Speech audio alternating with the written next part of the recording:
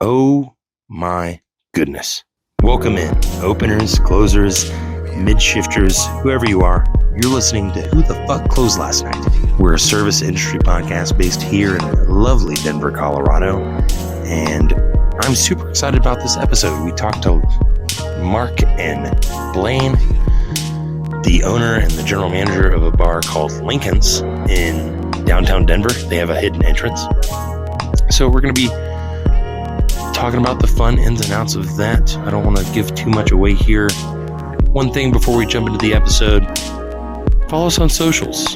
Instagram, TikTok, YouTube, anywhere you can find us. We're at WTF_closed last night. We've got a really sick announcement coming up in the next few days about a service industry party we're going to be throwing at the end of May here in 2025. Stay tuned on that as we finalize those details. And I hope you enjoyed today's episode. And we love you very much. We're here with Mark. Woohoo! And Blain. I got that right. I've met you at least twice. And I feel like I've been like, am I going to say it wrong every time? I don't know why. It's an uncommon name, so. Yeah. Less common than Jacob. Less common than Jacob and Chad. Yeah. But still in the white boy category. Yeah. As is Mark. So. I'm also a blemish or an apostle. There we go. That's some versatility here. That's a versatility, exactly. Yeah. There's a little bit of my name on your shirt. I'm sorry. Yeah. But we were able to get you guys. Thank you once again. I'll probably say thank you 5 more times in your bar. And hopefully you didn't come in asking who the fuck closed last night. But if you did, Throw him under the bus. No, we had someone close last night who's never closed last night before, so we knew who it was. It worked out really well. We had to do a little I know exactly who the fuck We closed actually last had night. our bartender call out last night, and none of the other bartenders could fill in. Oh, God. So Did one of y'all bartend? we took our door guy. Sometimes a horse is a zebra, is a donkey, is a pony, you know, and... We had, we had one of our fantastic staff who just works a different position to cover it, and they did a great job. Heck yeah. And that's what it is. It's about getting it done. Mm-hmm. The Surviving the show night. must go on. And believe it or not, I didn't come in and say who the fuck closed, because he actually did a good job. So You knew. Sounds like a promotions round Yeah. around the corner for somebody. all Right. have won, and all shall have prizes. yeah, That's right. Well, that was all the philosophical insight we needed for the day. That was great. It's a wrap. Had a good time. We'll formally introduce you guys, or let you introduce yourselves.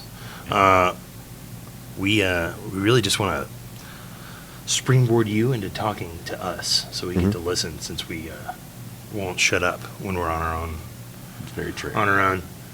So, whatever order you want to do it, really just we want us to tell us your name, and before we talk about the bar at all, how you kind of ended up here, how you ended up in the industry.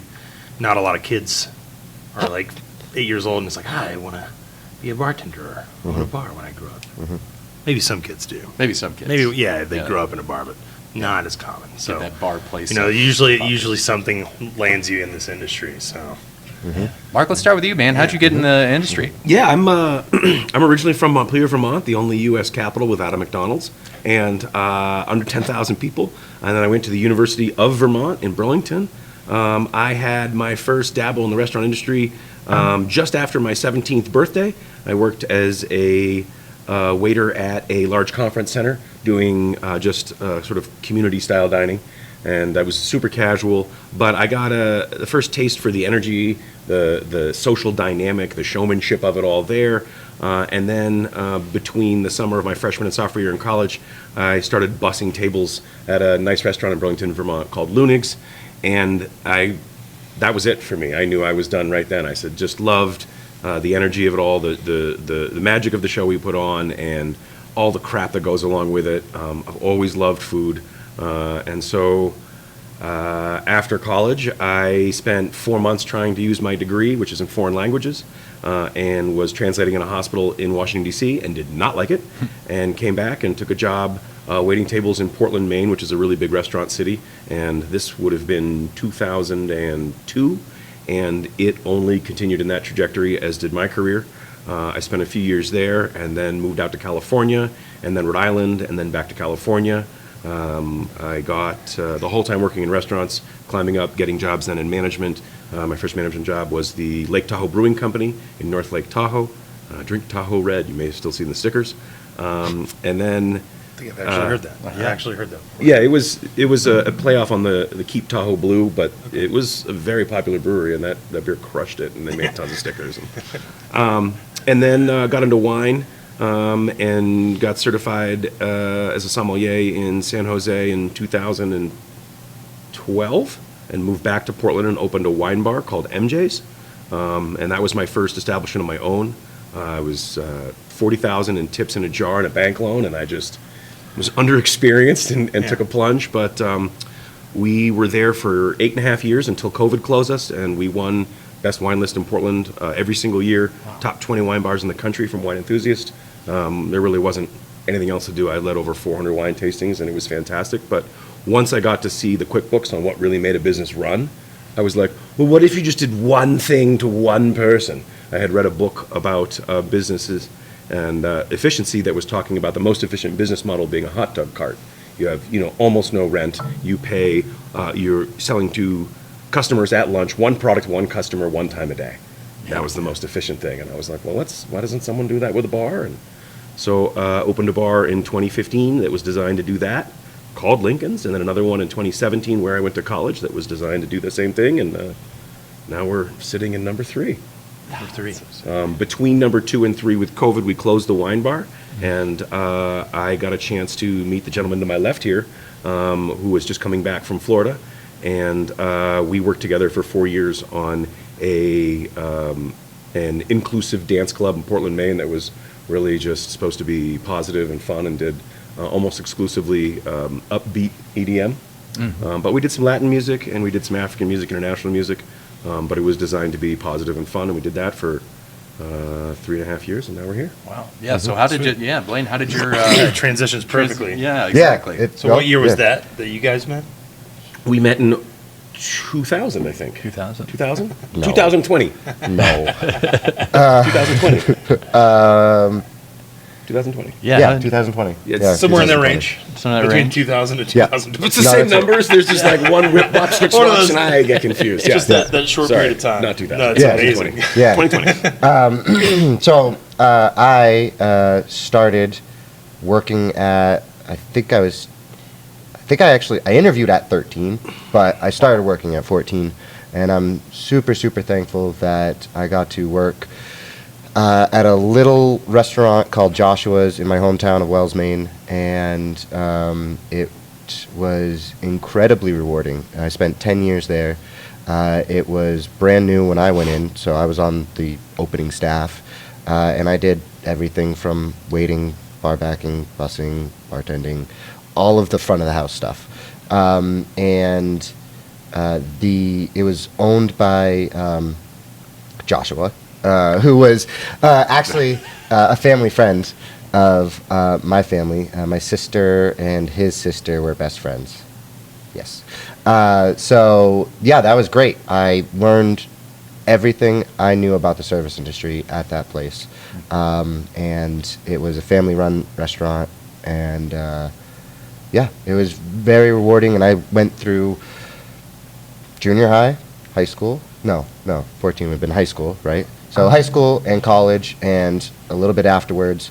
And at the time that I left, I had graduated, and I was sort of looking for what's next, and I got a great opportunity to sort of pursue my personal passions, which was the circus arts. So I spent many years as a gymnast, and then I went and I pursued, I opened a circus school in Maine. We did that for about 5 years. We did close eventually, but it led into some more opportunities. So I moved down to Miami for a year and helped open another circus school in Miami, which is still there, still doing its thing.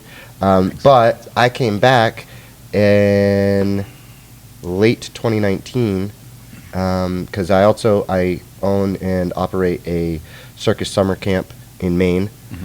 So I came back to kind of facilitate that and make that happen. I still do that every year too.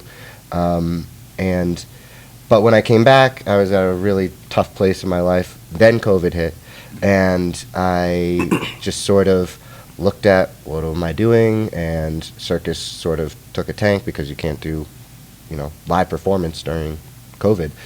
So then I started looking for something new, and I thought about what do I really like to do? Well, I like to dance. I like EDM, and I like providing entertainment.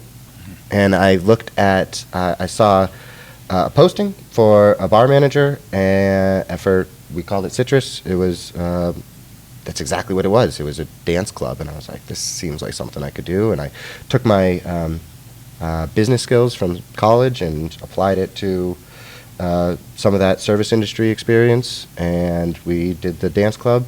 And I think we feel really good about what we put out there.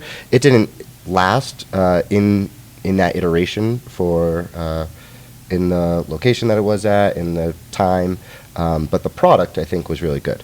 And we both sat down and said, what do we do now? And I think, and this is it. This is here. Yeah, man, dude. So were you in the industry on and off during that time with circus? Not or you were really. fully immersed in that world? Yeah. I stopped. I Okay. said goodbye after 10 years at Joshua's, and that was pretty much the last time. Now, I had done little things here and there. So I worked at a breakfast place. I worked at a tapas place, and mostly all summer jobs, like growing up and stuff.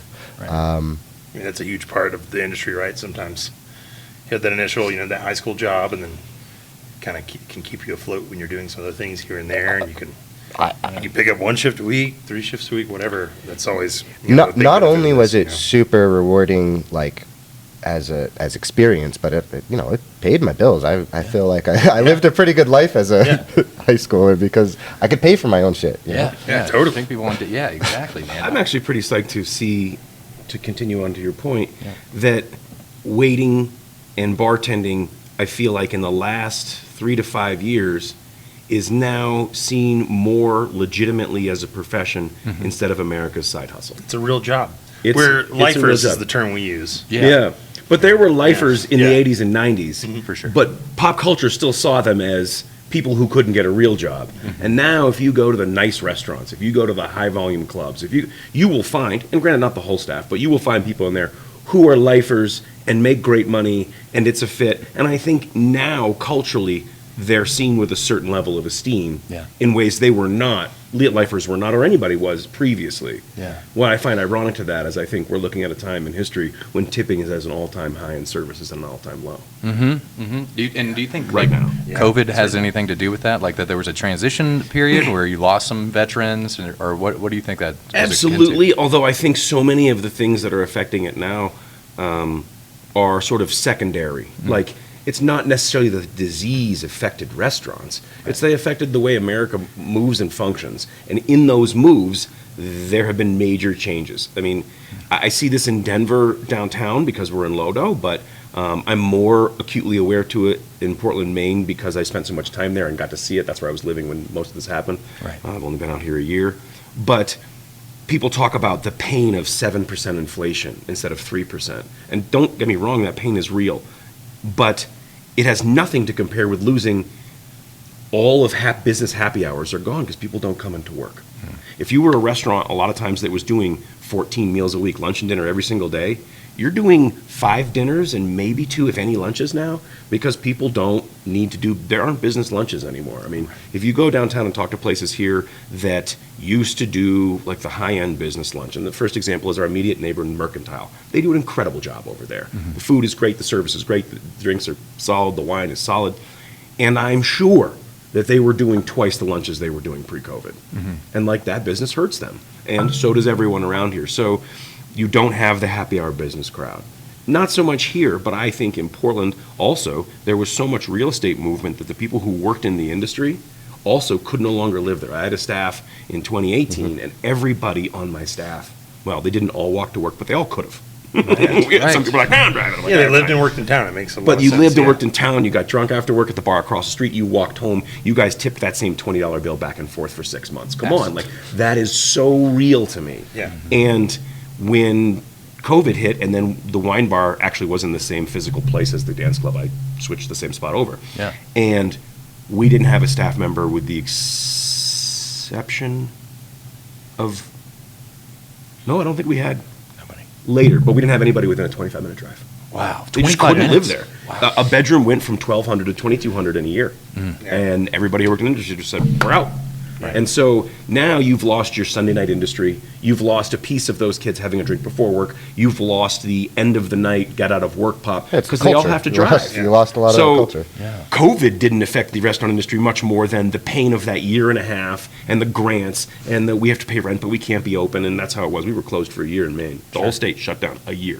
So that was painful, but we're long since over that now. But the people who made, and it's not just our industry, it's true for tchotchkes and retails, things just like sodas and convenience stores. It's true for coffee shops. Like, those people aren't there. And if you take away 40% of your customer base, it's going to hit you so much harder than doubling inflation. Right. So, like, is COVID crushing us now? No. But the fact that we are still living out of sweatpants, the fact that we are working from home, the fact that we are not able to afford, a decent rent on making tables in what was metropolitan areas, like, those are the factors that I think have really hurt restaurants, and that's why you see this restaurant apocalypse now is not the 3 or 4% inflation, but it's that. Literally a change in culture across the entire. We've lost almost half of the people who are coming in. Wow. And the conversation isn't about the 7%. I mean, nobody likes the inflation. Sure. And while what hurts us personally in our business model more is the increase in minimum wage, I get why those things are happening. Sure. But they're not ultimately why you're seeing restaurants drop left and right. They're dropping left and right because people aren't going out the way they used to. They're ordering food for delivery and they're staying home. Yeah, worth mentioning that, like, we're not there anymore, but we pay very close attention to what the market in Portland. Yeah. And within the last year, it's Places are dropping that have been there for 30, 20 40 restaurants. years. Wow. 20 Really? restaurants or bars? There or are more? the downtown area of Portland actually includes a little bit of South Portland. We can still call it Portland, but it's South Portland. There are 50 turnkey restaurant opportunities right now in the market. That's wild. 50. That's nuts. And it's not. I mean, I visited once. It's not huge. It's not No, big. it's not Like, huge. The yeah, greater metropolitan saying area is 20, 30, 300,000. Saying anything like that is like, that's No, we're that's a good chunk of we're what's the size of happening. Boulder. Yeah. We're the size of Boulder. Man. And 50 restaurants you could go into tomorrow. And some places too, like some of them are, because the restaurant does have high turnover. People open up.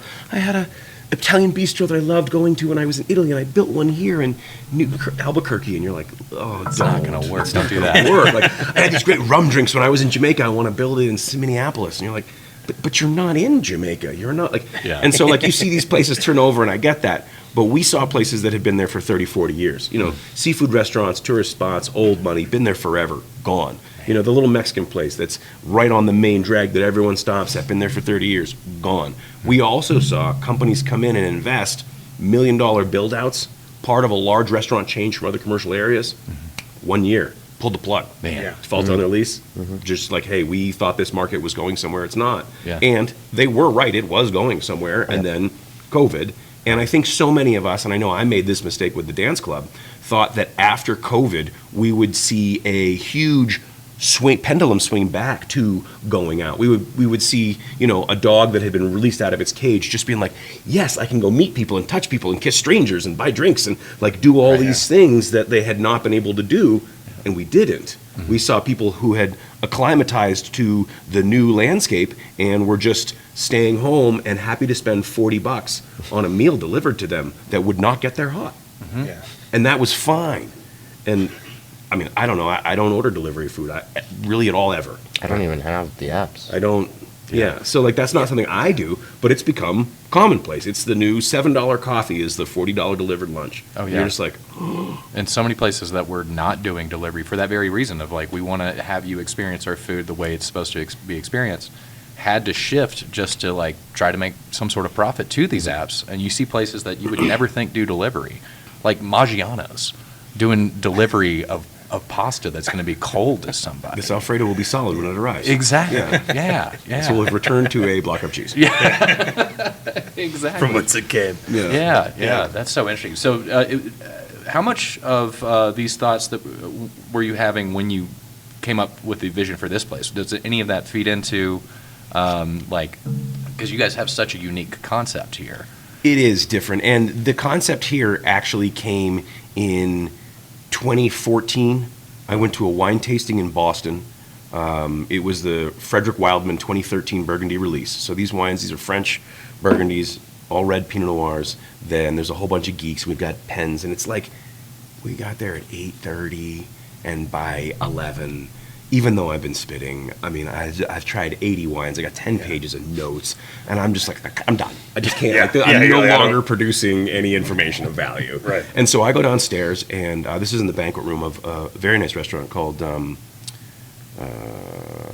Bistro du Midi. And it's right there on Boston Common. It's gorgeous. And you come down, the big chandelier, and I'm just sitting to the bartender who's just opened for lunch, and he's probably been up for 45 minutes, at the restaurant for 35 of them. And he's like, how's it going?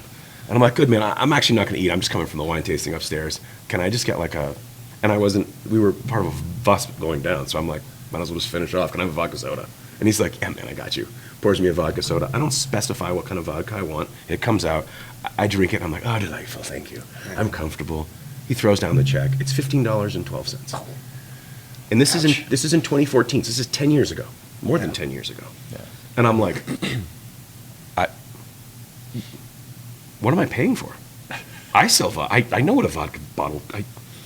Really so good I ice. sat there and was like, Must have been great ice. what is a basic call brand name vodka? I don't know what vodka he poured me. I didn't see him do it, Sure. and I didn't specify, and it just said vodka on the tab. So I was like, this is what I ordered, but I don't know what it was, and it was $14, and then tax made it $15.12, and I sat there and was like, what does a vodka soda actually physically cost? And it's $1.25, $2 or so, $1 somewhere in there for vodka, depending what you get. And then there's a couple cents for ice, a couple cents for a straw, whatever else. And then it occurred to me, I had worked for a couple years in retail. I had an idea, I had to get out of my head, and so I opened a fashion apparel brand for 2 years. And it was awesome. We made incredible clothes. I figuratively and literally lost my shirt. But the entire retail industry functions on a 100% markup. Mm-hmm. So if you're not like Gap, but if you're a little boutique downtown, brands come in and try to showcase their wares just like they do in our industry, and then you decide what you want. You typically mark it up 100%, and then you own the shop, you pay the fees of the people in the shop, and you sell it for 100%. Mm-hmm. And I was like, if a vodka soda costs under $2 in product cost, why can't we mark it up 100%, and instead of being a bar, be a drink shop? Why can't we do that? Like, why is that not a feasible model? And there are some reasons that make it tough. Liquor liability insurance makes it tough. Yeah. That is a huge thing. Two, there's no way I can do this. And I was like, so I just started taking away things. I can't have nice rent. I can't have table service. I can't take credit cards. And I think the average consumer has no idea how big of a hassle credit cards are to small businesses. But they're enormous. Not only does it cut into your bottom line at a 3% due to merchant services fees, but you also have to get the equipment. And if you need a POS, those are several $1,000s. You then have to have PICI compliance to make sure it's up to date and has all the adjustments and updates and which is a hassle. Mm-hmm. And then what people often negate is that a bartender, when they're busy, can pour 300 drinks and run 200 cards. Or if it's all cash, they can pour 415 to 430 drinks in that same time period, the same thing. Additionally, at the end of the night, when we had the dance club, we would close at 1 o'clock, because we had to in Maine, and one of the bartenders would turn around and take the stack of credit card slips and be there for an hour and a half. Going in, vodka soda, done, close me out, sign. Going in, vodka soda, done, close me out. Again and again. And it just eats into so much. So I just kept ticking off things and said, originally it was like, what if you didn't even come in and we just poured shots? We have 10 liquors, and you could just come in and get a shot. And I was like, that's a bit barbaric. Let's do a little better than that. All of my bars have in their mission statement that we're a community center first, that we're about creating community. None of the bars have televisions. It's about humans and not ones and zeros, and I'm really committed to that. Yeah. So I was like, well, that doesn't sound very committed to community, Mark. Just getting drunk people and pushing them down the street. So let's do a little better than that.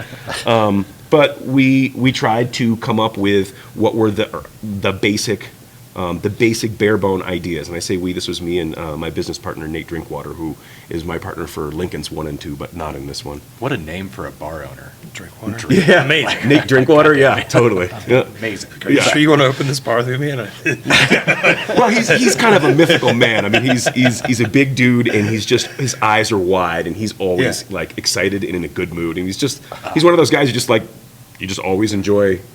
And he could be like in the horse stall of a sinking ship with crap everywhere and water coming in, and they'd be like, "Did you see the ponies in here?" I mean, he's just a positive dude all the time. He's great.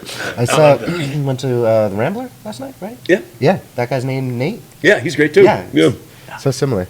yeah, we got good bartenders here. Yeah. So so I don't think we've actually covered it yet. Could you guys tell us what's the name of this bar? What's that concept that we're in right now? Sorry, What is it? yeah. No, yeah, no, it's Lincoln's. easy to get there, yeah. Lincoln's is the name of the place, and what I was saying is, Nate and I eventually said, and I pitched the idea to him. I was like, I went to this wine tasting. I had this idea. I've priced it all out. If we just did 20 products, 10 hard alcohols, 6 things on tap: red wine, white wine, food item, T-shirt. That's everything we sell, and we did it all for $5. It actually comes out to $4.62, and then tax. And we were cash only, and did no signs and hid in the basement. People would come. And he was like, you're crazy. That's what a lot of people told me. I actually pitched this to a few people, and Nate was the only person who was really like, yeah. And he had been a bartender for 15 years in that town, and still does it. But we just said if we got rid of everything else, we could make a bar where you could come in and everything we sell is $5. And Abraham Lincoln is on the $5 bill. There's no apostrophe in that name. He doesn't own it. He's dead. But when people talk about going out and spending Benjamins, well, I'm from the woods of Vermont. Who the hell has that kind of money? You got to be kidding me. So we spend Lincolns, and everything's $5, and you can come in and get a Lincoln that is in the form of a 16-ounce pale ale, or you can come in and get a Lincoln that's in the form of 2 ounces of Four Roses, or you can come in and get a Lincoln that's a 6-ounce Sauvignon Blanc, and they're all just a $5 drink. We tried. I was an efficiency consultant for a couple of years before opening the wine bar, and I just said, we can do this better. If we really streamline it, we can just do the dead center of the bell curve, and we won't have the selection, and we won't have the cheapest drinks in town, although we think we do now. But then you could still go out and get $3 Bud Lights at any sports bar. This is 10 years ago. But we said if we can just do that one trick, one thing in the middle of the bell curve, as cleanly and as simply as we can, I think people will put in the effort to come find us, even though we don't have a website or a phone number, or we're hard to find. And Nate and his wife at the time both were like, we need a Facebook page. This is kind of not pre-Instagram, but before Instagram was cool. And we need a sign. And I was like, give me 3 months. And if at 3 months we are still not busy, you can have a Facebook page and you can put a sign up. Yeah. Well, that's 2 weeks in, we were like, we need soda guns, because we opened with no employees, Right. Yeah. just the 3 of us, and we were cracking cans and pouring out of handles and just being like, will anybody come? And about 3 months in, we hired our first couple of employees and contracted out to have doormen from a staffing company, and they were like, never mind on the Facebook. We're sorry, yeah, we're good. Yeah, man. And it just took off. It took about a year to start really doing the numbers that it could, and we opened the second one 2 years later in Burlington, Vermont, and it took 3 days. Wow. The college kids don't need to be told 3 times. They get told once. They are there. And somebody had leaked it in the local paper about a month before it happened. And we opened on a Wednesday, and that Saturday night we sold 1,000 drinks. Man, dude. That's Incredible. okay. It was incredible. Yeah. It was Yeah. absolutely incredible. When you're describing, I mean, you're talking about like your model, like you're having to be also very careful with any like loss, any waste, stuff like that, which you've dialed in before. But you had to have somebody. It seems like Blaine that is also just logistically minded to be able to help manage all of that. Because man, it seems like a simple idea, but it seems like a huge undertaking when it comes to balancing like your costs and everything. People come in all the time and they say, how does this work? And I say, this bar works on spreadsheets. If you want to know how this place works, it's 24 Excel style spreadsheets that have what every day, every product, this many product, because we don't get the computing from the registers, right. So we do it organically ourselves. And this bar works because it was designed and built on heart, but because it was run by a left-brained person. Two of them, actually. And he more than I. Yeah, Blaine we've got Blaine's someone a who damn genius. can handle an actual circus. We were talking. Seriously, yeah, seriously. So Yeah. you know, I told Jacob when we were talking to planning about the interview. I was excited by how excited you were by your spreadsheets of how you were creating the spreadsheets. That's the difference. Which is why. I that's pretty thoroughly cool. enjoy doing that. Like, That's incredible. I do Yeah. like working with the numbers, and that's what I mean, I do a lot of QuickBooks. My mom was a QuickBooks Pro advisor still is, and I learned how to do the QuickBooks. And when I went to school, that's what I did. Is I did a lot of Excel, and I just enjoy that. I just like the analytics of it, and it works really well for what we're doing here. Because you probably could do it without it, but in order for us to do it well, because we try not to have things seep out, like little things here and there. And I'm not just talking about like liquor loss, but anything, like all of the items we have here, like tables and chairs and stuff, like it all costs money, right? So every time that we lose something, we gotta keep track of it somehow. And Mysteriously, a shot glass just ends up accidentally in someone's purse.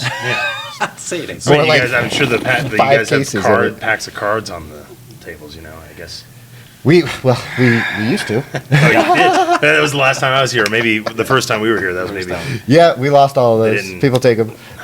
So now we Too do easy. just an ID exchange. Yeah. Night for Give it- cards. Yeah, Might We as well. want people to play with the cards. They're just like. We But can't you afford you lose had to them. know what that loss was. Right? Yeah. You Luckily, had to see. Yeah. it's $2 a pack of cards if you buy yeah. a dozen of them, so they're not super expensive. But and we've talked about getting our own playing cards made, like nice Lincoln's playing cards. And Not like- just talked. We priced them out. We're ready to pull Oh the yeah, trigger. just waiting. But we're just the same kind of thing. It's like, what is going to be the attrition on that? Like, Yeah. put out 12 every night, 11 come back. We lose a pack of cards a day. Yeah. Okay. Do you want to spend $700 a year on this? Yeah. Right. Man. Yeah, but I think it would be cool to still have like branded. Oh, sure. cards. Dude, I know that's the problem. Well, Oh, that's dude, sweet. you can sell them for $5. Does Well, it match that's the your? intention. There you go. And then the We hope is that just at the end of the year, you would like not lose money. You wouldn't have to make any money off the cards, but like for every pack that's stolen, is there somebody that pays for it? Like Yeah. 50% good people? What do you say? Huh? I think so. I think that's good. I think that's Maybe there's the collab. We've got that. We were just showing you guys the art. We'll be the Jokers. There we go. Yeah. little devil and angel on each shoulder, and like, Oh yeah. oh, see, I didn't steal any. She's like, cool, man, I got one for you. I took two. Well, to Mark's original point, like we're trying to build a community, and that's why like we want people to kind of sit down, have fun. And I grew up, drinking with card games and playing, drinking games, and I think there could be a lot there to that. I think people have fun. Just otherwise you're just kind of sitting here looking at each other and then like talking about your day. But now you can have some fun doing stuff. And we are also trying to build some more community around like events and stuff. So we had our first trivia night was this Monday. It went very well. Just happened. Yeah. Hell yeah. Yeah. My team and- lost 35-36. I'm still bitter about it. Yeah. I didn't know that apparently every American opens the fridge an average of 22 times a day, and that was the question that stung me. I was about to say, being in the basement, I guess it's a lower risk. Probably one of the pure trivia nights because the self-service is way harder to. I- Yeah, I- Selfridge is a bit crap down here, which is no, kinda which nice. is perfect for Yeah, trivia yeah, yeah. because every time I've been in trivia in the past 10 years, I'm like, oh, the winning team's definitely Googling. They're definitely using Google right now. We, as part of trivia, we make a point that you can't use your cell phones. But also, just being in this space, there are no TVs. It's like, and we don't give out the Wi-Fi. And I have to log in every single time. Every single day I'm here. Only son of a bitch. Why do I have to log and in? plenty of people struggle with service here. And that's good. We want that. Internet service. Internet. So Thank you very much. they were getting- No struggle with bar direction. service whatsoever. No, are you kidding me? Those guys can sling Yeah. out drinks. So we started our trivia, and we didn't promote it. Like we had no promotion. We just took people who were here and we're like, hey, you guys want to play trivia? And we had five teams. It was fun. And that's exactly how we want that to go every single week, is to just take people who are here and have them have some more fun while they're here already. Bring them into the fold. Members of the family. But it does require people to be here in the first place. So that is sort of, we're trying to find this balancing act of not being like crazy busy, like too busy that people don't want to come. Sure. Yeah. But we still need to have people. Although I secretly want that. Although we Yeah. do need Well, it's a enough pretty people. robust door guy situation, so I guess you really could be like, sorry, you're late to the party right now. We will have to do that. Yeah. We've gotten to the point these last few weekends, our fire capacity is 150, and we've been like, I think it's 143. I think it's Yeah. 140. We're getting there. And so as the weather warms up and we get into baseball season and the Saturdays of, May, June, July, we will have to modulate the door entrance a little bit Sure. and have a door person come up so they can be like one in, one out. And, we've got the radios and the experience. We do that with the dance club. We know how to do it. Yeah. It does counterfeit a little bit of the experience for people. You gotta do what you gotta do sometimes. But right? the only way we can stay in business and be here is to do volume. Yeah. We have to do volume. If you look at our head counts compared to other people's head counts, they're like, "Oh, you guys crushed it," and I'm like, "Our average spend here is $12." Right, yeah, you're not bumping up those PPAs Like at all. it's just barely over 2 drinks each. And for the first few weeks when we were just open, people would come in and have one and leave. They were just checking it out. So it was under 2 drinks. We were doing like 85 cents per cover, and now it's closer to $8, like just over $8 in cover per cover. And now our Av Cov is like 12 and change, which is great. But most casual restaurants it's 35, nice dining restaurants it's 60, and a lot of regular pubs people are still going in to spend 20, 25 easily. Yeah. And here a $20 bill gets you 3 drinks at a good tip. Right. So we have to be doing those kind of volumes. We have to go out on a Friday night and be like, we want to have 500 people come through here. Sure. To really, get us going. And we hope they stay. We hope they have a good time and have a few drinks or whatever else. But we do a lot of turnover. There is some people come and spend all night with us, but there's a fair amount of turnover, and we need to do those kind of numbers so that we can be here in 5 years as costs continue to rise, et cetera. So while I do feel somewhat apologetic when people come down if we're at capacity and someone's up in the foyer, at the same time I'm like, yeah, but this is the game, and the drinks are $5, and we're so glad you're here. Exactly, man. Yeah, Dude, so- I hate to keep bringing it back to this, but the fact that y'all are both so left-brained, that you're pulling these numbers, not from, any other restaurant, you can have those numbers just pulled up by Toast automatically. The fact that you're paying so much attention to those numbers and doing it through your own logistics that you've created, where you're like micro-focused on like, not only the experience, but like, we have to hit these numbers, One of the things that makes it really work is that it is simpler. Right. Yeah. We don't have any drinks that have 2 liquors in them. Mm-hmm. So, like, if you go into a bar and order a Cosmopolitan and you want to track your liquor down to the drop, you have to put and program in a recipe for every single drink, and then that goes in the back end and says a Cosmopolitan is 2 ounces of Finlandia vodka, it's 3/4 of an ounce of Cointreau or triple sec. They have to calculate all those things. Right. And same token, like, someone drops by and says, well, here's a bottle of Bowls Blue. Try to put it into something. And you're like, it's on the shelf now. Like, there are so many products to inventory and know about, and then some things go in, and somebody comes in and goes, I want a serrated spoon. Do you know how to make that? It's this. And then the bartender's making something that's not in the computer. So the ability for there to be mistakes in a full-size restaurant is enormous. And there are companies like Bev Inco out of Canada that do that come in and measure every single bottle. And I worked at a place, and that's why I saw how much waste there is and got into doing that, is because there's tremendous waste. One of the busiest bars back home had these guys come in and audit them, and they were like, you sell 62% of the booze you buy. What? You sell 62, and that doesn't include the booze that's given to you illegally. I'm sure shit goes under the table, but they're like, of the booze that you pay for on your invoices, only 62% of it is paid for. The rest of it's just. And they were like, and they fired Bev Inco because they're like, we don't want to face with it. We don't deal with the truth. Those guys just want to drink beer and hang out. So, but having only 20 products, it makes it so much easier. We don't combine that. We don't, it's not having to be like, well, are we out of mayo? We have 1 garnish, it's lime. Can I get a lemon with that? Nope. Yeah. No olives, no cherries. It's so simple, and that's the only reason. Because we can't rely on our instincts or our hopes or our good employees. We have to do those. We have to do those checks and balances. We have to measure all that stuff. We have to pull the kegs out and put them on a scale and measure them and put them back in the machine. That is so important to our business model.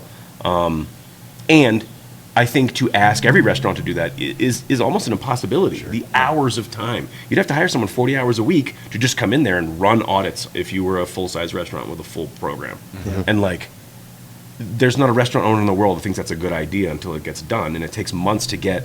Like, you do it the first time, and you're like, we're missing all this stuff. And like, you do it again, and you're like, we're missing a lot of this stuff. And then you do it again, you're like, we're missing some of this. Like, you just keep plugging holes into the sieve until you have a bowl. And I don't think it takes 6 months of someone doing that 40 hours a week at a full-size restaurant to get to that point. Sure. And most restaurateurs are not going to do that. They're like, why? Who's got that kind of money? Yeah. We spent a lot of time just working on our loss spreadsheet as it was, and it's simple.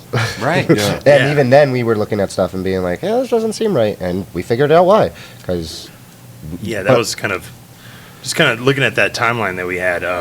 Like when you came in, that was the first restaurant or the first bar was already established. yeah, 1 and 2 were, yeah. One and So two already were, and then you came in. This- So like that, you already had those sort of processes dialed, but you needed someone to be. sort of. Yes and no. I mean, I had done it, but it wasn't something we were doing ongoingly. Yeah. I had done it just to make sure that, like, the staff I had at the time was not stealing, and so I could establish a baseline. So if I establish that baseline and know they're not stealing, then we can do this. And we use that. Out here, the original Lincoln's is a third of the size of this place, maybe. It's very small, and on a busy slamming Saturday night, it's still just 3 people. Bartender, bar back, door person, done. The capacity is 65 folks, and it's a much smaller animal. We came out here, we knew we were going to be in volume. This is the largest metropolitan area I've ever had a bar in, and so we really had to rely. Everything is just amplified up when you have more people, more money, more space, more everything, and so we really had to do that and make sure that we had it down. And it's really helpful to do that right from the get-go. And It's if 100%. and if you create the precedents for your employees, this from a bartender's perspective is actually quite different. Like it's weird not having to, ring credit cards or do all of these things that you're used to doing. So it's helpful to set that from the get-go with the bartenders as we hire them. We say right away, this might not be a good fit for you because these things, and we expect these things out of you. So, yeah, and it allows us to be more efficient that way as well. Yeah. Yeah, it's not a great bartending job for everyone. If you love mixology, this is not a good spot for you. We don't mix much. Right. Yeah. Every single build is glass, ice, gun, bottle, lime, thank you. It's 1, 2, 3, 4, 5, 6. Every single drink, unless it's a beer, which is easier. Right. So it's the efficiency is pushed to a level that's almost a bit much. And in our culture, as we all know, there's typically tremendous amounts of side work. There's very little side work here. It's some cleaning at the end, and it's some cutting of limes when you get here and dumping of ice. But like, We started having bartenders come in an hour early, And there's no need for it. It was not even a week. I was like, that's they come in a half an hour before we open. And even that. And there's 15 minutes of standing around. Right. Yeah, They just right. come in, fill up the ice buckets, cut some limes, and are ready to go. Right. Yeah. And at the end of the night, it's like, guys, just clean it all up, throw it away. And it's lovely, but at the same time, when you're in this industry and you're used to being able to provide buybacks, and be like, hey, this one's on the house. Or if he's my buddies, let me pour you a real strong one. Or hey, we're gonna hang out at the bar after it's closed and chill. Like, there's a lot of things that happen that I think are important in this industry, and they don't happen here. And if they need to happen here, we'll let you go. Right. Yeah. Right. And people like working here enough that they don't do those kinds of things. Yeah. And that's a culture that is Blaine and we points know out. that because we keep track of it. Yeah, and I fire people sometimes. Yeah. Like we really, as Blaine pointed out, if we can set up the culture from the beginning, you're in such a better place, because trying to change that culture is so hard. It's Yeah. so hard.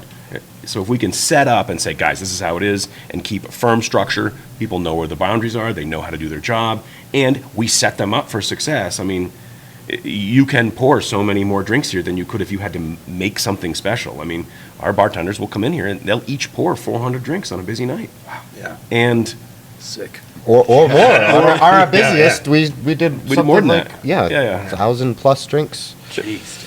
and so, and people come in and they tip well because they just got a great deal on a drink. Absolutely. Yeah. So the bartenders they're not making 20% tips here, Yeah. which is lovely because they're getting crushed on their long They're making shifts more. and they're getting beat.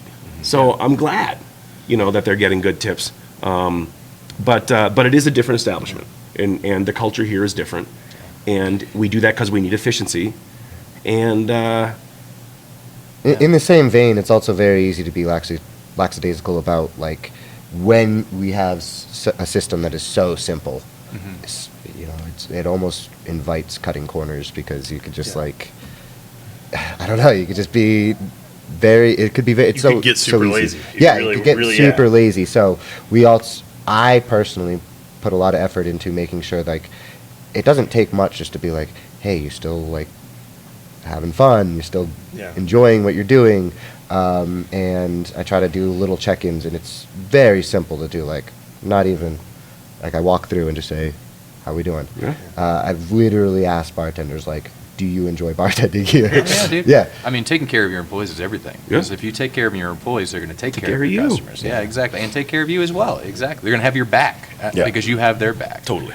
I've also, so beyond the logistics of waste and efficiency of your bartenders, we were both impressed with just the logistics of the layout of this place, where there's all these nooks for people to hang out, and it seems very like intentional with the flow of this entire place. Yeah, thank you. It really is. We feel super lucky to have found the space to begin with. I actually started looking out here in '99 before COVID hit. You should mention that part of the big allure to what we have here is that we do have a hidden entrance. Right. And Oh, yeah. that was huge to this particular space. We are thrilled with the entrance that we have because it is so unique. And that was, No, it's huge. huge to finding a space. This space wasn't listed this way. The actual entrance area belonged to the next building. This space was tied with a commercial space that's behind the wall behind me. There's 10,000 square feet behind this wall for rent right now. And I was like, I don't need 12,000 square feet. I need like 2,400.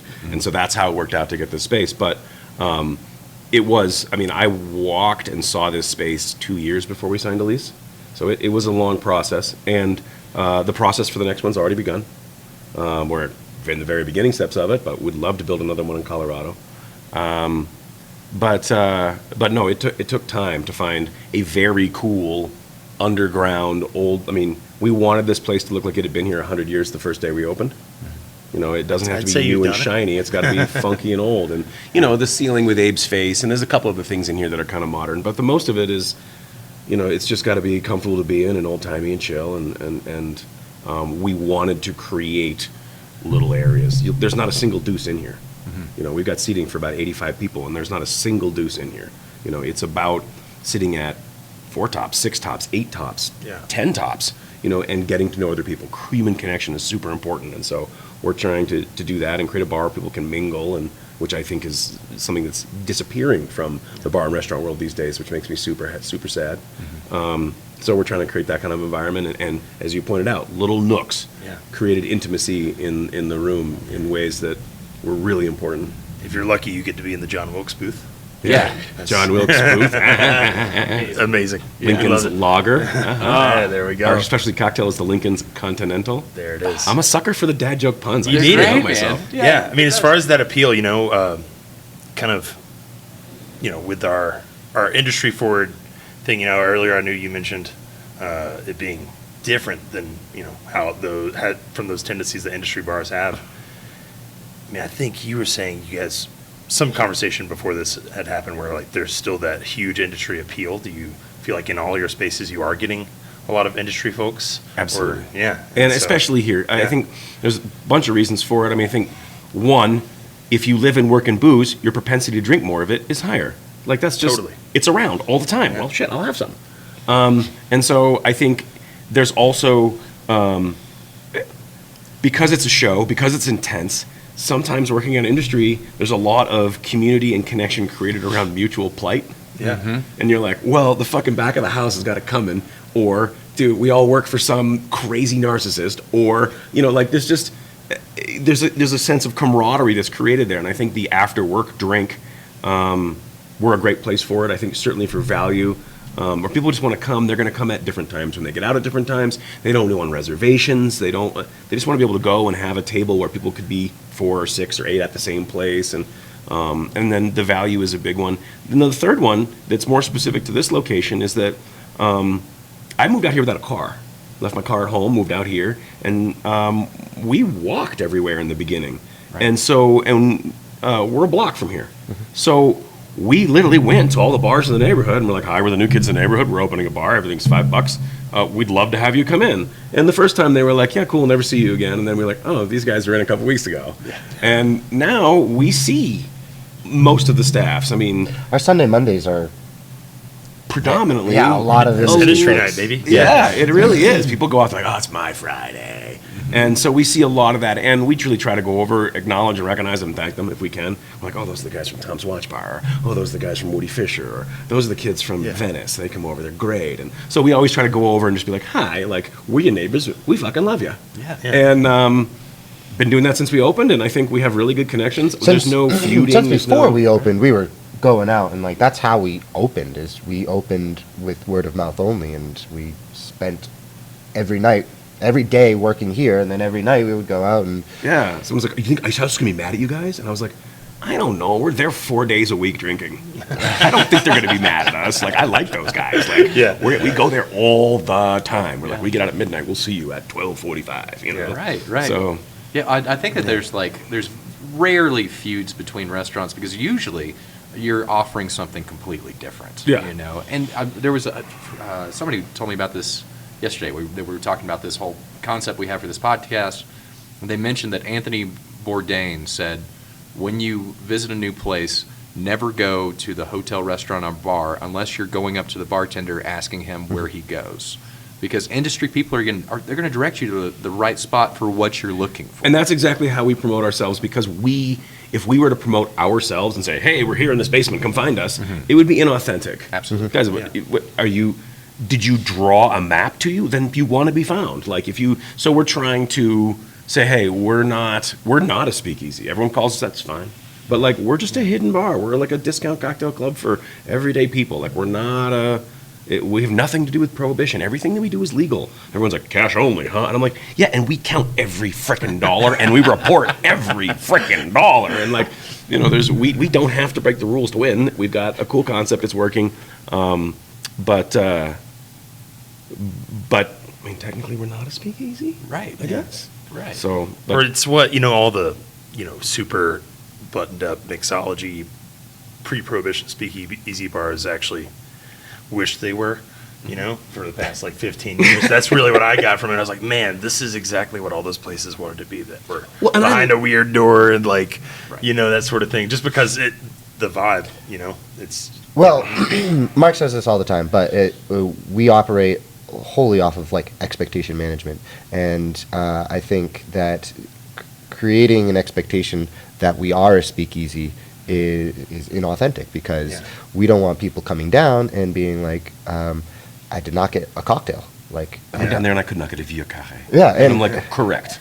You can't even get what? And No. it actually it is You can't get a margarita. I don't have that. Like, hugely helpful, because you go to, I mean, I was literally just, I won't name them, but I was literally just looking at reviews for a speakeasy that I just heard of, and there were some bad reviews, because they were like, we love trying to find it, so on and so forth, but when I got there, it was just, they didn't live up to the expectations, and that's detrimental. We don't get those type of reviews, because we work hard to be like, it's not.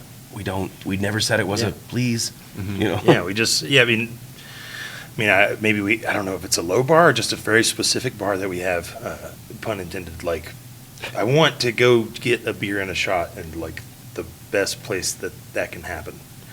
Because as a bartender myself, making all these multi-touch cocktails, doing all these different things, like, I want just a beer. I've spent my whole day around people that have these high expectations, Sure. and I want alcoholic drinks. Just please don't make me anything. And that, when we came in here, I was like, oh, a beer, please, thank you, a shot. That's Yeah. great, thank you. That's all. That's the whole thing that's happening here. I couldn't get something obtuse if I wanted to. Yeah. Take the option away from me. I love it. And having been a former beer snob, I've gravitated back towards lagers, like majorly, because it's come down to where I want something refreshing and something crisp. Sure. You guys paired up with, is it a local brewery or? Odell's. Odell. Perfect. Yeah. They made an incredible lager for you guys. That's We just, crush through it. It's honestly, I drink a bunch of it when I'm here for the same reason. I'm a wine guy, delicious. but like sometimes just want like yellow, cold. Yeah. What have you got? Yeah, some bubbles? Great, high five, I'm done. You know, like. No, I was having a fourth or fifth beer the other night, and I literally texted you.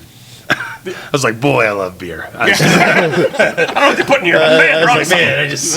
the Egyptians? I don't know who did this, but thank you. He was just like, one of my favorite things. He's like, I love my family and my daughter, and beer also. Yeah, in that order. Yeah, it's just Exactly. For some family members, Yeah. the beer's actually a little higher Yeah. in that list.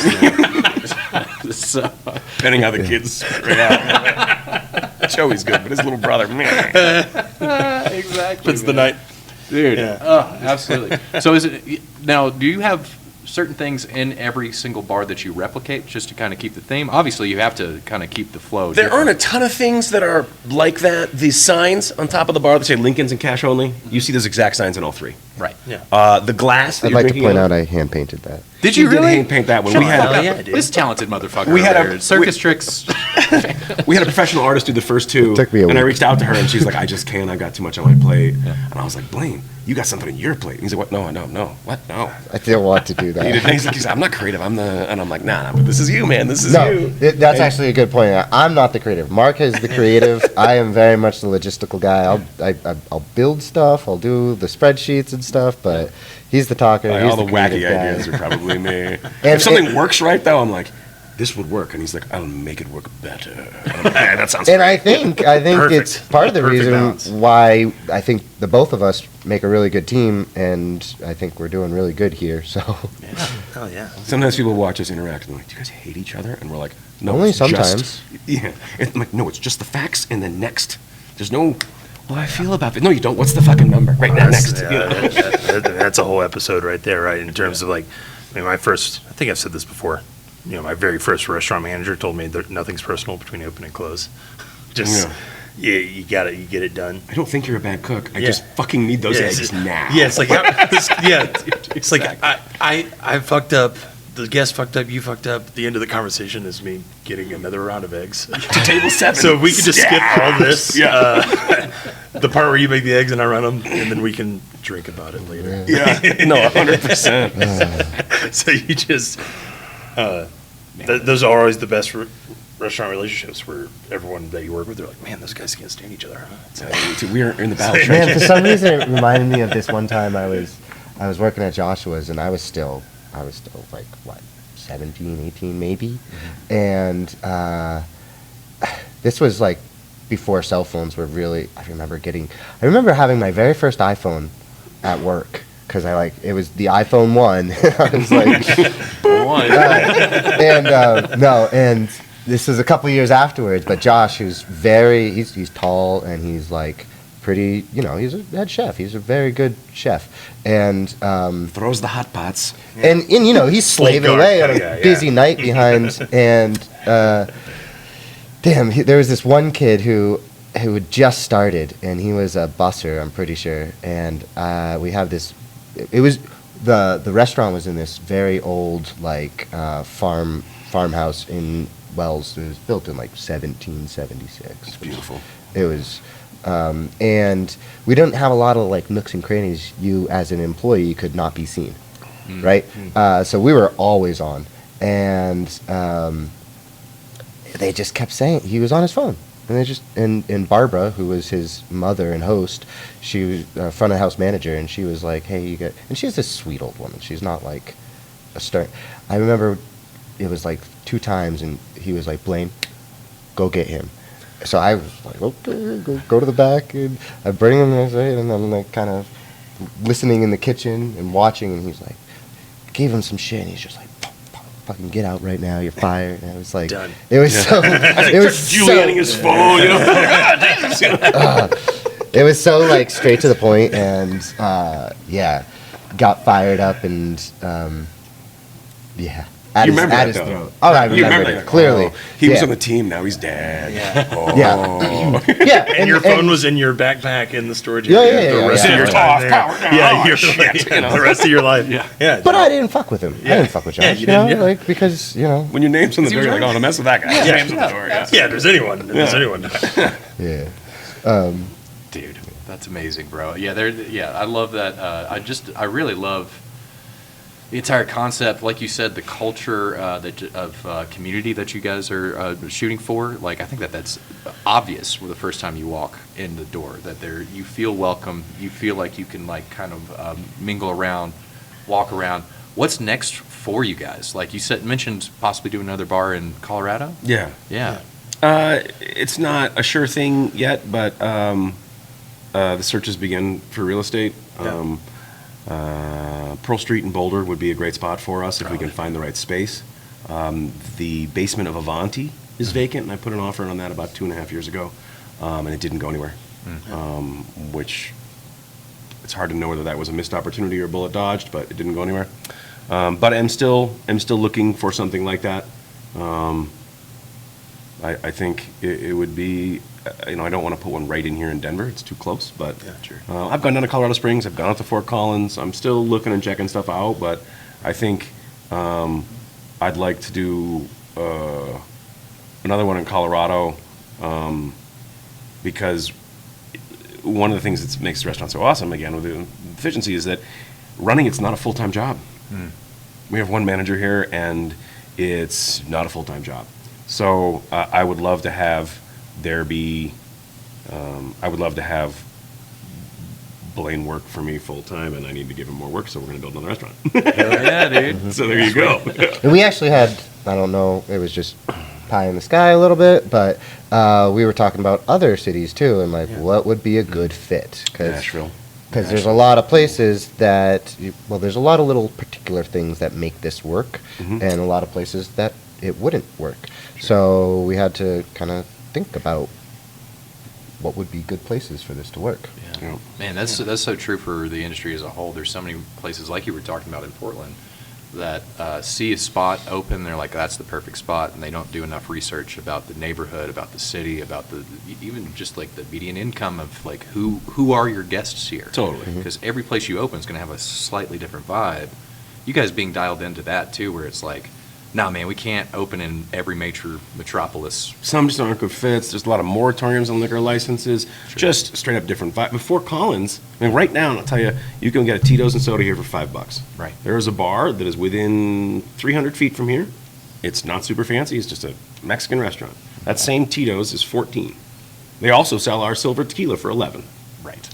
Again, we're doing it for $5. So there's a shock value to come in and see things for a third the price on these menus, right? When I go to Fort Collins and I put a $5 drink on the menu, there are tons of college bars where they do have $2 Jello shots and $3 these and $4 you call it's on Tuesdays, and so the impact of a $5 drink is not quite as much. By the same token, I could never afford real estate in New York, or I could never, I'm not going to go and wait in line for 3 years to get a liquor license in Boston. Like, there are just certain factors, state to state, place to place. We came out here, I think, largely because we thought the community would work, but we also like it out here. This is the quality of living in Denver is pretty effing great. I'm pretty sure it's sunny all the damn time, and the people are friendly, and they have tons of things going on, and like, it's pretty awesome out here. So that was our industry is super fun, also. Oh, it is. Yes. And so that was a big It's a piece good of time, it. Tipped minimum wage being $16 an hour, though, is a huge setback for us. It's really hard. It's 3 Lincolns an hour. That's 3 Lincolns an hour. Yeah, more than. And plus. And so if we could go somewhere that had, I support high minimum wage. We pay people on the door, well over 20. But for tipped, I'm like, but did you see that tips? Give me that fucking money back. So that's a factor for us, and there's a lot of things that go in it. And I think we're really committed to doing another one in Colorado because we're here. But in time, we'll actually go through it systematically and put a spreadsheet together. Look at all of the reasons why this place would work, and how big of the what is the restaurant per person, what is the population, how much of it is commuting, how much do all the math to figure it out. Yeah. Well, I hope the spreadsheet for this location, being local to me, just stays green. I think you guys are the exact right guys to be doing it, and it's just hearing the way you guys are talking about what you're doing here and how much you know about it is a real breath of fresh air. Hopefully that's all we're talking to on this podcast, but I'm sure eventually we'll there'll be some schmuck that doesn't know what they're talking about. We'll be like, "Whoa, have you met Mark?" Well, and they're He's like, over there. It's like watching your earlier episode. Sorry, he put his fingers on our drinks. Yeah, I can't trust that guy. yeah, it's all right. No, I find y'all inspiring, man. I hope it does like hopefully end up hearing people hearing y'all get inspired. Yeah. To change the vibe of the industry, you know. Yeah, look at different ways to do things. I think some people did that in COVID with delivery stuff. We also we actually we sell a flask to go of our signature can we cocktail. show that? That's right. Yeah, I can grab one. Yeah, snag one, man. We sell a flask to go of our signature cocktail because they just extended being able to do that. Right. And we That's were right, like, yeah. sure, yeah. As well as I found out on Christmas Day that you can buy booze on Christmas Day now. Yeah. That was a thing. You still can't buy it after midnight Right. retail, Right. right? At like liquor stores. Well, to that point, we'll sell these till 2. There you we go. make If you need a place to come buy something to take home, yeah. no, we can only sell them in midnight. Oh, is that right? yeah. So there's a But we weird sell crossover. these. This is 200 milliliters, so it's 3.5 drinks. It's just shy of 7 ounces. And Look at that. we have to have on the back. You have to have all the legal stuff, but on the front we have a little logo there, and it's Hell yeah. sealed. And you can't have them here, but you can take them to go. And it's the only drink. We make one cocktail here, and it's this.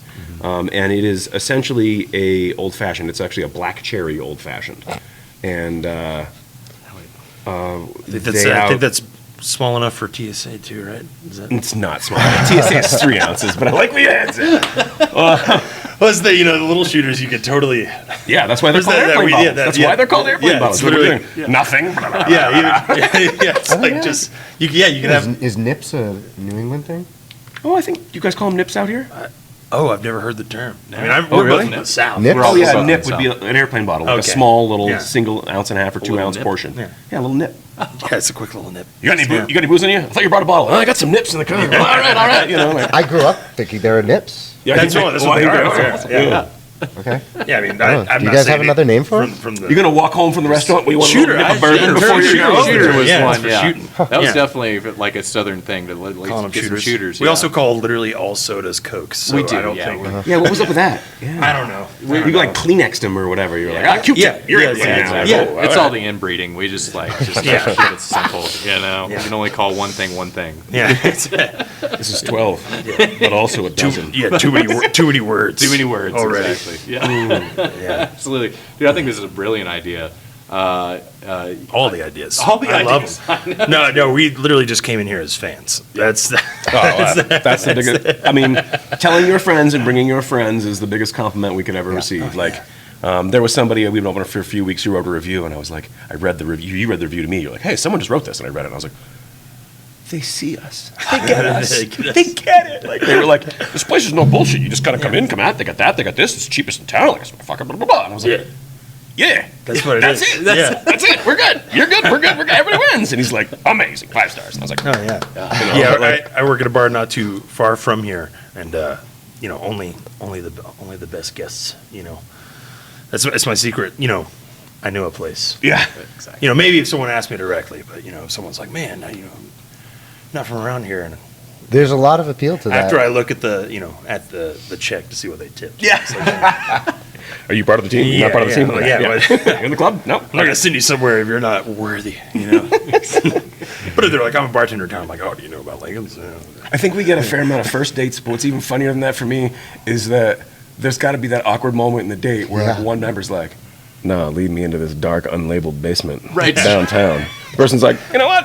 I think maybe we're done here. Yeah. This isn't gonna work. So like, if you yeah. get this far, I'm like, you're probably leaving together. Yeah. You made it in. Yeah. Like, if you got past the not first hurdle, the not next best two are for the easy. first round. Yeah, no. Maybe good for a double date. Yeah, double date for sure. Yeah, So yeah, sure. do we Yeah. trust these guys? But like, like a Tinder date that you like send on like a Send them on a scavenger hunt. yeah. If First you can go here, find me. yeah. Yeah, if you can find me, we can talk. My name is Hannibal. It's nice to meet you. Would you like to grab a drink? And you're like, what the hell's going on here? I always had mixed reviews about that because it's like if I'm taking somebody on a date, yeah, it's cool to be here, but also I don't want them to know it's like $5 because then I'm like, That's all you're I'm worth. paying. Yeah, yeah, exactly. it's like Well, I mean, feel like also it- if you really like the place, you don't want to take a first date there. No. Yeah, that's Oh, true. yeah. What are they like? That's We're just going to see them on a bunch of other dates if it doesn't work out. Exactly. Or the bartenders are going to know, and it's going to be like, we talk. Yeah. We talk. Yeah, If I oh, yeah. see, you know, Yeah, that's one of if the you're- best parts. If I saw you bring in your wife and then I see you with 6 other women, everybody's going to Yeah, but taking notes. Why are you doing that? What's going on over there? Once again, depends on how you tip. I think, Yeah, it's just like, hey, good to see you again, Dave. Were you with someone else with a ring last week? We actually see a fair amount of that. We see actually, no. We see it's- a fair amount of that, and There's an Generally economy of that in speaking- Denver. Yeah. they're cool with it. So That's the part that gets me. I'm like, bro, you know this is. Yeah, I know. Oh, Okay. oh. Okay. All right. Okay. I get it now. Yeah. Oh, expected from the bartenders because, like, Oh, and we talk, as you said, we talk. Striped sweater girl came in with somebody else. Oh, no shit. So that guy wasn't her guy? I don't know. Yeah. Exactly, dude. Dude, next time you see striped sweater girl, you just tell her I said hi. what's really great too is like a lot of people just finding us. They're thrilled just to be in the door. Oh, yeah. You know, and then they get $5 drinks. And it's Oh, dude, that was us Yeah. the first time. We went around the entire building. We tried every door on this building. So I had There it is. so which was so fun. It was so fun, dude. There's a couple doors we shouldn't have tried. so I had I was like, dude, if someone comes out of here, we might be in trouble. I don't know. I had a pretty unique experience because I did actually bring a first date here. Oh, yes.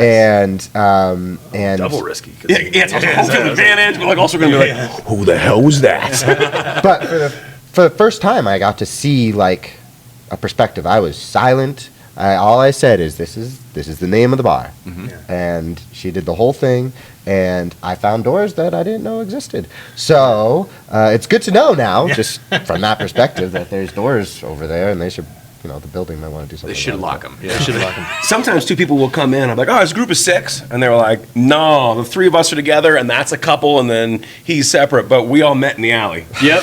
looking for you. And then we all came in together. Once If one we had person was found an like, unlocked door, I would have traversed really far before I was like, this might not be the place. which is amazing because some people come down here and there's like, they try one thing and like, no, that's it, let's go. Yeah. And you're like, what? You're so close. You're like, Yeah. right that you just, we're on the other side of the wall. And they're like, oh, fuck this, I tried one handle, I'm out of here. Like, well, Oh, okay. yeah, I mean, I did my one brief stint away from.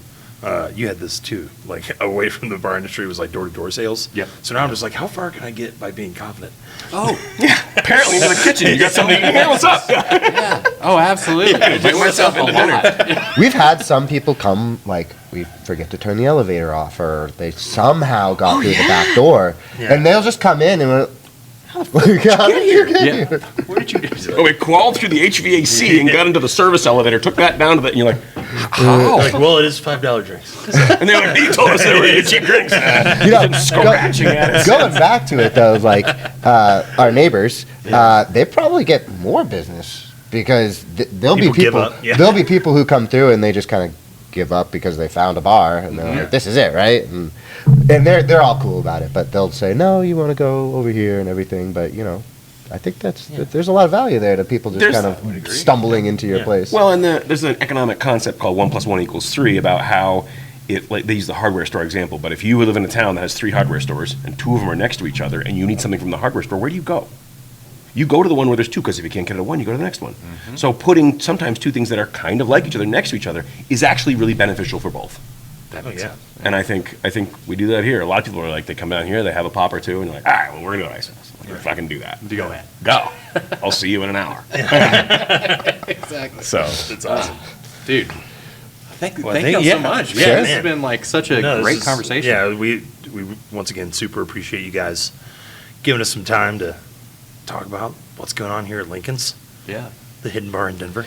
Yeah, we have so much because it is so unique. We see things that just don't happen in other places or even in our own experience. So. Speaking of one last thing that doesn't happen in other places, on Thursday nights down here, we host a game of skill Okay. called Rock, Paper, Scissors. Shut the fuck up. And we do single elimination tournaments, winner take all, and people lose their effing minds. Yeah. That's incredible. Screaming at strangers they met 3 minutes ago. Yes. Sweating to the point they're like, I'm uncomfortable to be. And you're like, it's just rock or paper or scissors, and that's it. But they do it. We do tournaments. We did this one. We had 20 people that wanted to do it. We only can do 16 in the grid, and winner gets $80 and a T-shirt you can't buy. And they were so intense, so fired up.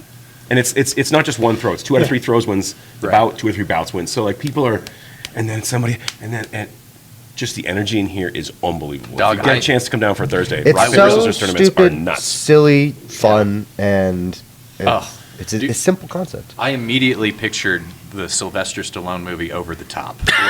What do you mean? What do you mean? Oh man, the guy who Turn won, it on! the guy who won last week, The guy who won was so intense. he dude. didn't even He didn't smile. He was just like. he stared. He We're like, didn't no, look at you're his not. hands. It's just, Dude, yeah, and every time. it was intimidating. Amazing. Yeah, But he won. he won. Got $80. You know, good for him. That's incredible. We're So coming for that. we do the This is rock also- paper yeah. scissors. We're doing trivia on Mondays. Trivia on Mondays. We also are doing comedy. We're going to start some comedy. We're going to see how it goes. You doing open mics, or are you guys going to book some? No, book somebody. Yeah, Yeah. that's smart. Yeah, open mics. We're going to be awkward. sort of flexible with stuff, but I think You're as far doing as timing podcasting and now who it sometimes is. now? but- Do what? There's podcasting happening here now. Yes, dude. Now that we're on the circuit. we have this beautiful piano. We're going to start getting some piano players. gorgeous piano. And Someone plays I piano, think please that come and would, play. honestly, if Yeah. anybody can play piano, let us know. Yeah, if you're watching this, You play piano. they have piano, and they'll pay you the exact amount that fits within the business plan. Which is nothing. Which is also 0. But here's the thing. And anybody who has a performance art, piano players or otherwise, comes in and wants a tip, they put out a tip jar here. Every single customer has $1 bills in their pocket. Everyone. There Absolutely. Yeah. So Come on in. I think you can make $100 an hour if you put a show on. Bro, that's smart as hell. There it is. Guys.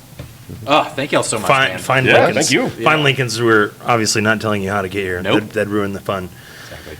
Thank you guys so much. Yeah, You're welcome. thanks for having us. This was great. And we're going to be ones closing up. We're closing up. We're closing it up. We're I Who the love Fuck it. Closed. Tomorrow tonight. someone can come in and say, who came in and had a whole bunch of $5 drinks and left this mess. Let's go Thanks so fucking much for listening to Who the Fuck Closed Last Night. Hope you had a good time. Don't forget to check us out at WTF_closed last night for all your social media updates on Instagram, TikTok, YouTube, Friendster, MySpace, Farmers Only, wherever you socialize digitally. Super big shout out to one of my best buddies in the whole wide world, Blake Reitnauer, for providing this soothing, beautiful music that you're listening to right now. Check him out at Blake D. Wright, that's R-I-T-E, on Instagram, also at internetslang_LTD. Play us out, buddy. We'll see you on the next episode.